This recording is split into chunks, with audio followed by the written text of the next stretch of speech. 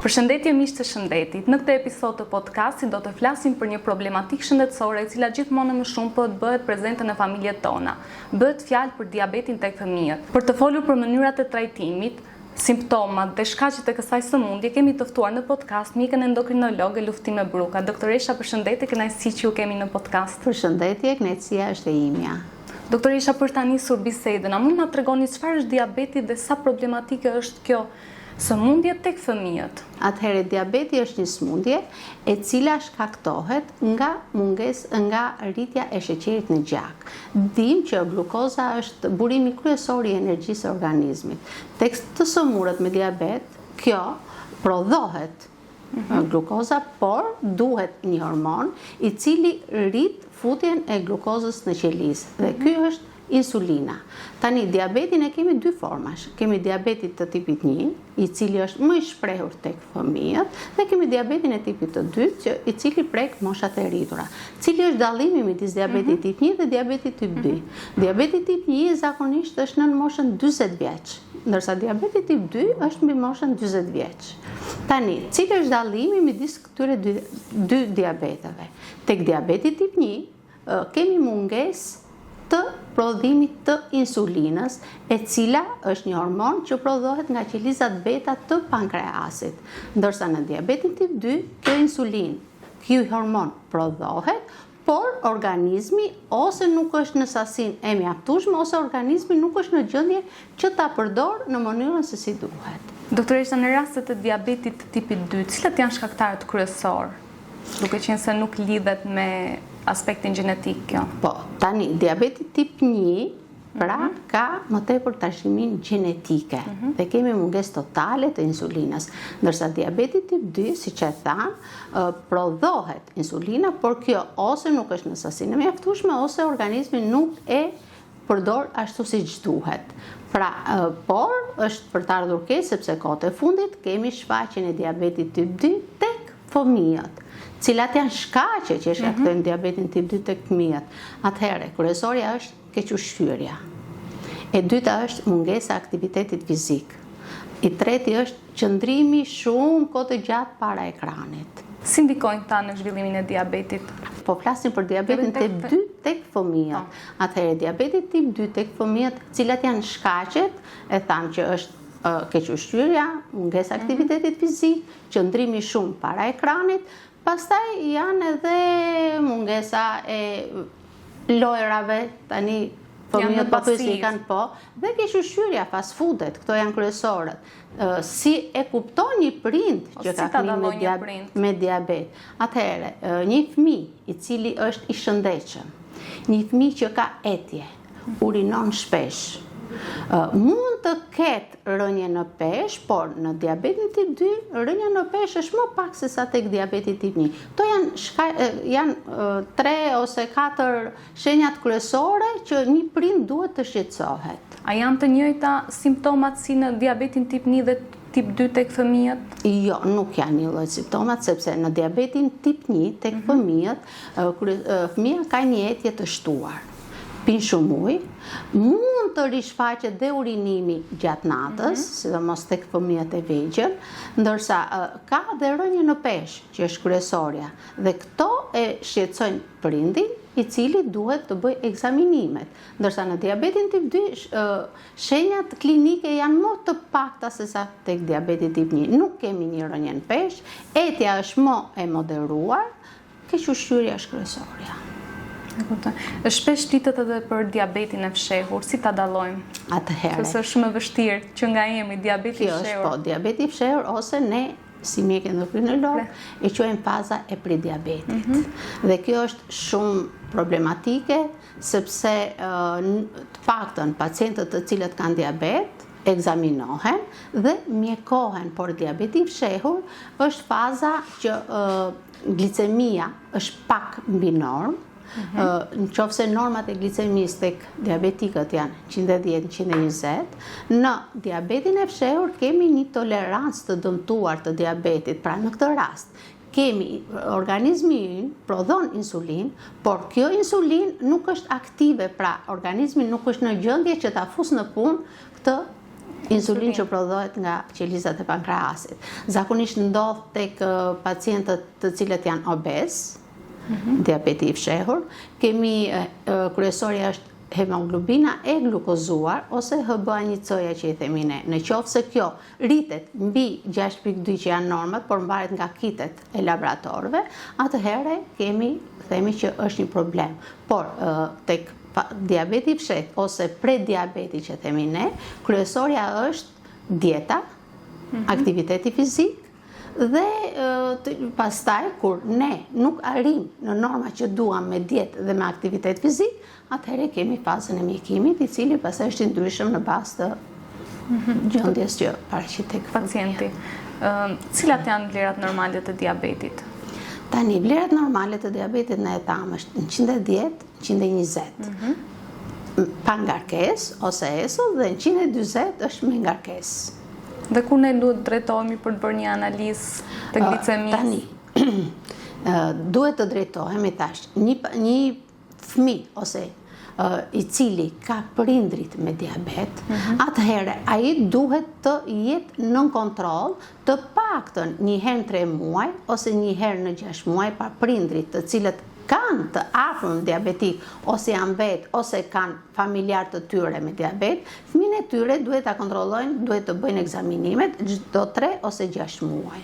Dhe cilat janë procedurat që ju ndihni në këto raste? Në këto raste, po, në këto raste ne themi që pacienti duhet bëjë një bilanc biokimik, ku futen të gjitha glicemia, provat e mëlçisë, provat e veshkave, hemoglobina e glukozuar që është kryesorja, dhe mbas të këtyre pastaj ne gjykojmë që ky fëmijë ka nevojë për mjekim apo s'ka nevojë.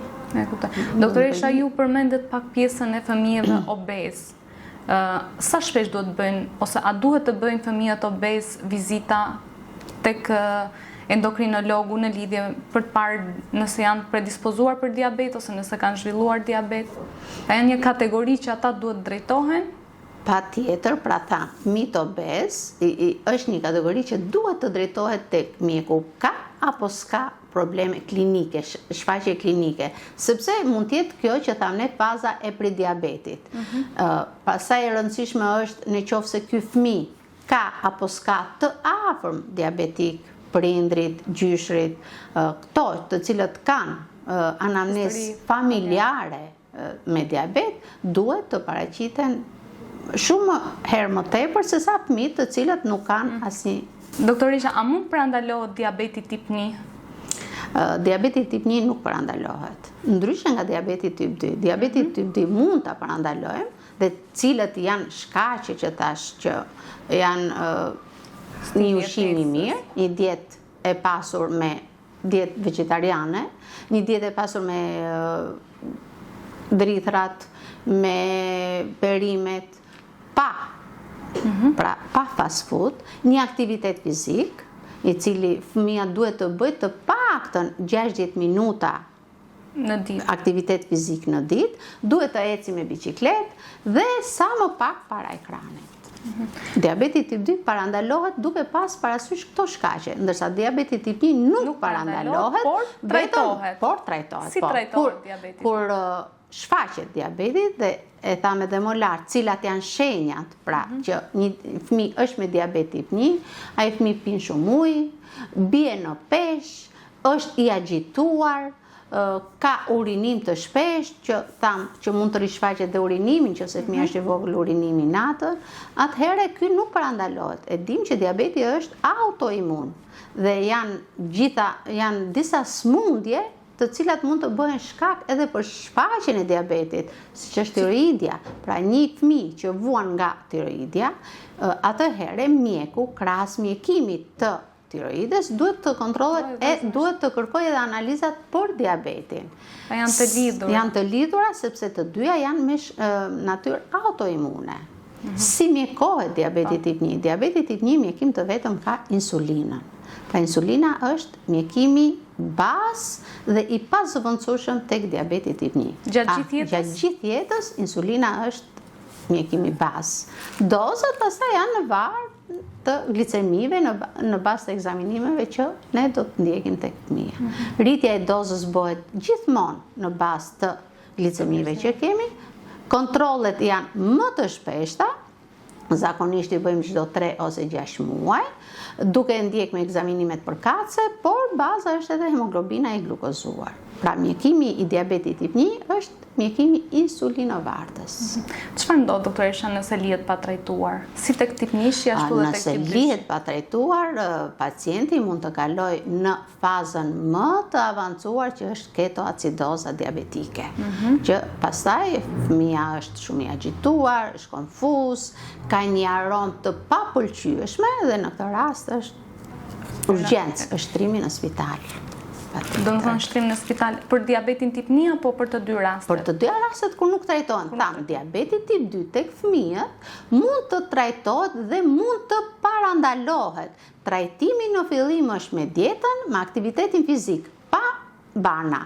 Por kur dieta dhe aktiviteti fizik nuk arrin në shifrat që ne duam glicemit, atëherë mund të fillohet mjekimi. Dhe cili është mjekimi në këtë rast? Mund të jetë metformina, e cila I jepet në bazë të glicemive. E qartë. Doktoresha, si ndikon diabeti tek organet e tjera të trupit? Po. Nëse mund përmendim zemrën. Patjetër, diabeti prek të gjitha organet e trupit. Diabeti ndikon, po e marrim tek syt.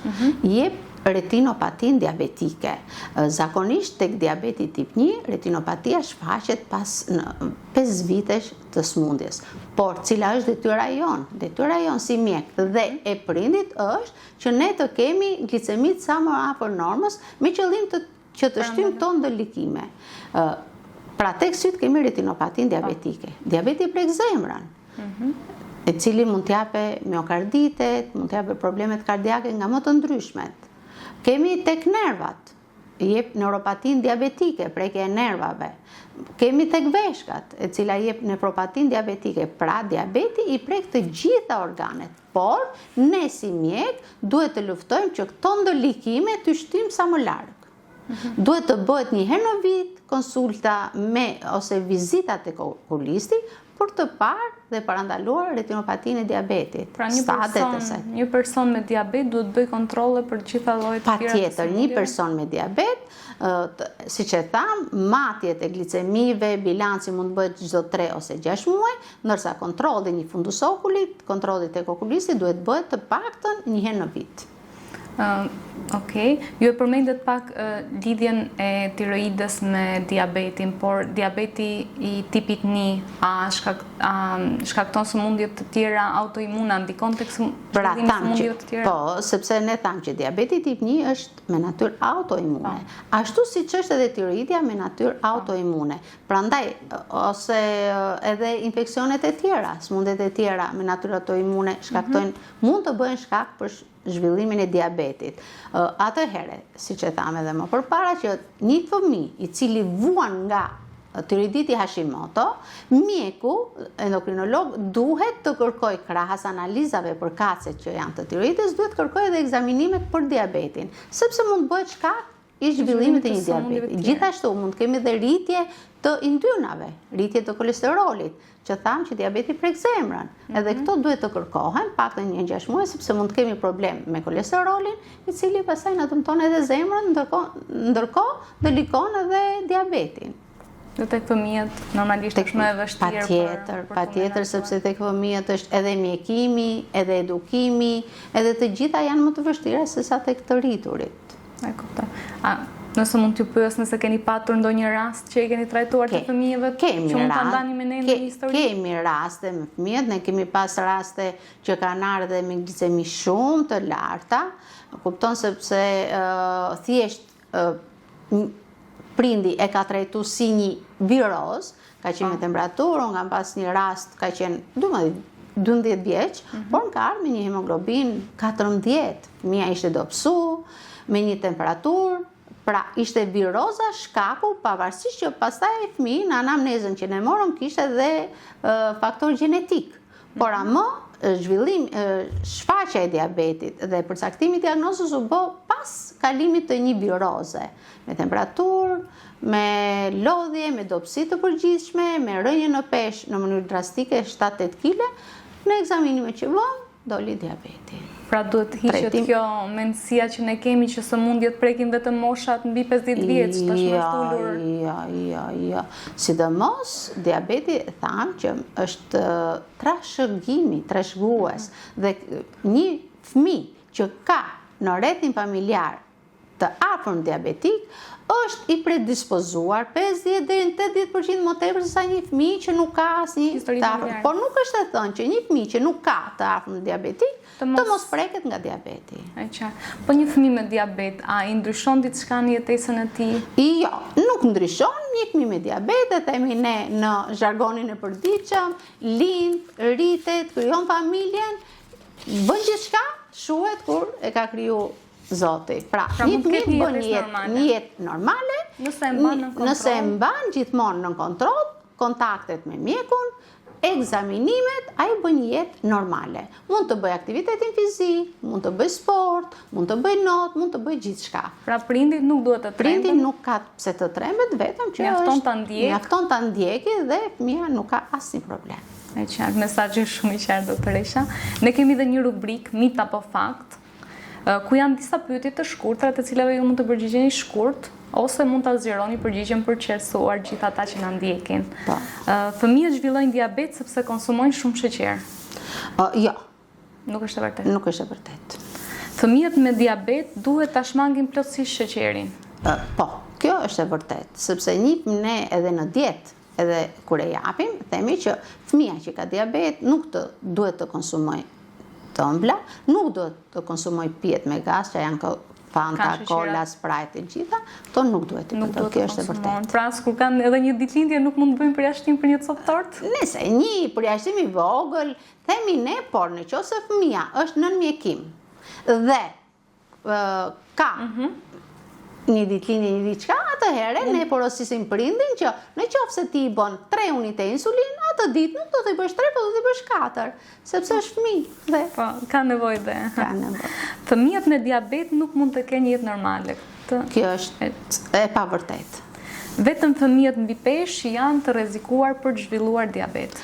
Fëmijët mbi peshë janë të rrezikuar për të zhvilluar diabetin të tipit 2. Kjo është e vërtetë.